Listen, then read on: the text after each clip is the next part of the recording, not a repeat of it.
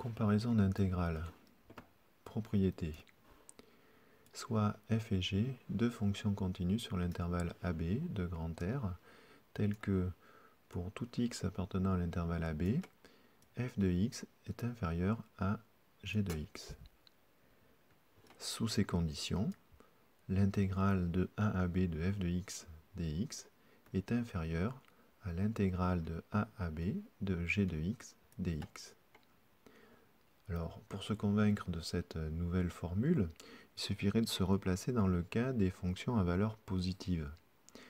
Si on se place dans le cas des fonctions à valeur positive, eh bien, les intégrales de f et de g sur l'intervalle AB correspondent exactement à l'aire sous la courbe c indice f pour l'intégrale de f, c indice g pour l'intégrale de g. Or, le fait de dire que pour tout x de l'intervalle f de x est inférieur à g de x, bien traduit géométriquement que la courbe c indice f est en dessous de la courbe c indice g. Autrement dit, l'aire sous la courbe f, c indice f, eh bien, est incluse dans l'aire sous la courbe c indice g. Automatiquement, on en déduit que l'intégrale de a à b de la fonction f est inférieure à l'intégrale de la fonction g sur l'intervalle AB. Bien évidemment, comme précédemment et comme partout dans ce paragraphe, eh bien, si ceci est vrai pour des fonctions à valeur positive, eh bien ça le reste pour des fonctions continues quelconques. Vous pouvez refaire une représentation graphique pour vous en convaincre. Exemple.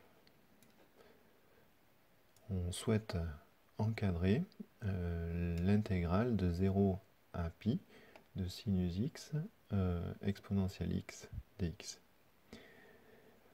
Alors, on est dans le cas ici précisé précédemment, pour lequel une primitive de cette fonction-là va être relativement complexe à établir. On ne sait pas trop faire ce genre de calcul.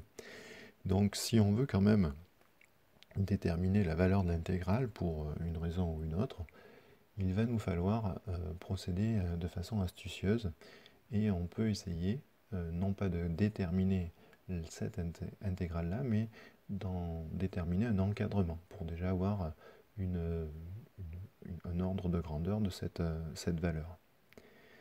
Ici, on remarque que dans notre intégrale, on a la fonction sinus, qui est une fonction périodique, et donc qui prend ses valeurs dans un ensemble limité de grand R.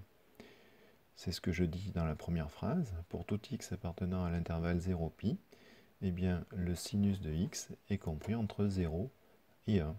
0 pour 0 et pour pi, et 1 quand on est en pi sur 2. Autrement dit, pour tout x appartenant à l'intervalle 0π, la fonction exponentielle étant une fonction à valeur positive, il n'y a pas de souci. 0 fois exponentielle de x est inférieur à sinus x exponentielle de x, qui est inférieur à 1 exponentielle de x. Autrement dit, notre valeur grand I, elle est comprise entre 0, puisque l'intégrale de la fonction nulle pris entre 0 et pi, on comprend bien que ça ne peut faire autre chose que 0. Une primitive de 0, c'est 0x, donc c'est 0. Et donc 0 pris entre n'importe quelle valeur, ça fait toujours 0. Donc ma valeur grand I, donc, elle est comprise, elle est supérieure à 0.